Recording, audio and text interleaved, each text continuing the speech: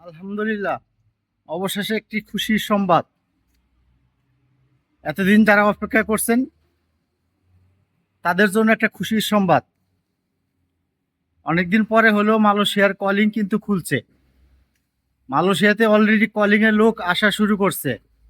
গতকালকে নেপাল থেকে মালয়েশিয়ার কলিং ভিসায় মালয়েশিয়াতে শ্রমিক প্রবেশ করছে।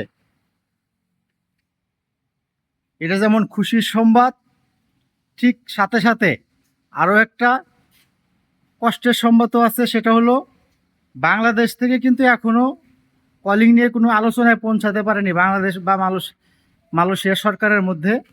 বাংলাদেশের সাথে এখনো কলিং বিষয় নিয়ে কোনো আলোচনায় পৌঁছাতে পারেনি, কারণ বাংলাদেশে রয়েছে একটি শক্তিশালী সিন্ডিকেট। এই সিন্ডিকেটের কারণে এখনো মালয়েশিয়ার সাথে বাংলাদেশের চুক্তিবদ্ধ হতে পারেনি কলিং বিষয়ে। অথচ নেপাল থেকে কলিংয়ের লোক আসা শুরু করছে। তো আমরা আশা করব দ্রুত বাংলাদেশের এই সিন্ডিকেট ভেঙে মালয়েশিয়ার কলিং বিষয়ে বাংলাদেশ থেকে শ্রমিক নিয়ে আসবে। ধন্যবাদ সবাইকে। ভিডিওটা সবাই শেয়ার করে দেন, যাতে মালয়েশিয়ায় যারা আসার ইচ্ছুক তারা যাতে ভিডিওটা দেখতে পারে, তারা যাতে সরকারের সাথে কথা বলে, দ্রুত এই সিন্ডিকেট ভাঙে।